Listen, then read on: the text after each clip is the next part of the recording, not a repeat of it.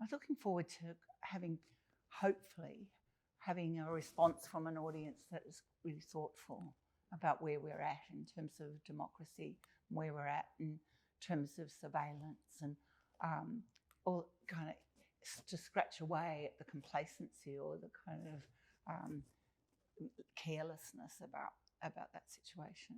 Yeah, I'm looking forward to really making a really bold work. And I love that. I feel like the material, the subject matter, the writing is fabulous and risque and really important. And I just want to get into it and really, create the best production we can. The first time we worked together, we worked on a play called The Colony. I think we both admired each other's work. Well, I admired yours. Yeah, I admired yours. Thank you. We had a really good friendship, and the relationship developed more because I wrote a play called Lily and May, and Susie played Lily and I played May, and we travelled the world with this play at all sorts of places. And then the one prop was a pram, which we just pushed across all sorts of trains countries. And ferries, yeah, everywhere. Working with Susie is amazing because sometimes there'll be a scene and she's working on that scene and I think that's really great. I think it's terrific. And then she's back in because she wants more from them. And I think, whoa, that's extraordinary, because I would have been sat back, but she pushes and has a very fine sense of when something is underachieved. But also, it's great having Patricia in the room because you push me as well. Patricia's got a strong voice in the room, and I love it because it's she's got more.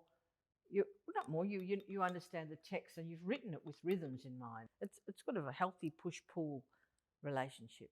It's interesting because there's a group of directors that I sometimes meet. We have coffee, and most of them don't want the writer in the room. Stupid.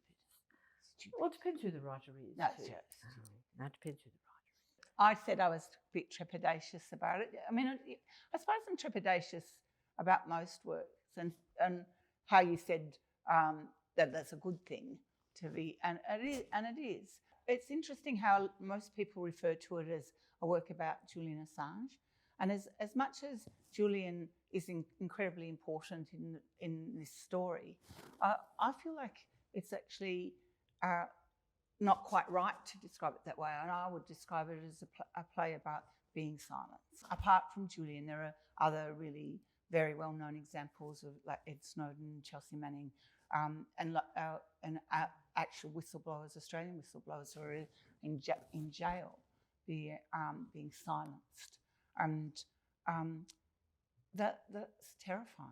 That we're being zipped up, that we're being muted and afraid or unaware of what's actually going on, and how it's important that it. So I would talk in those terms.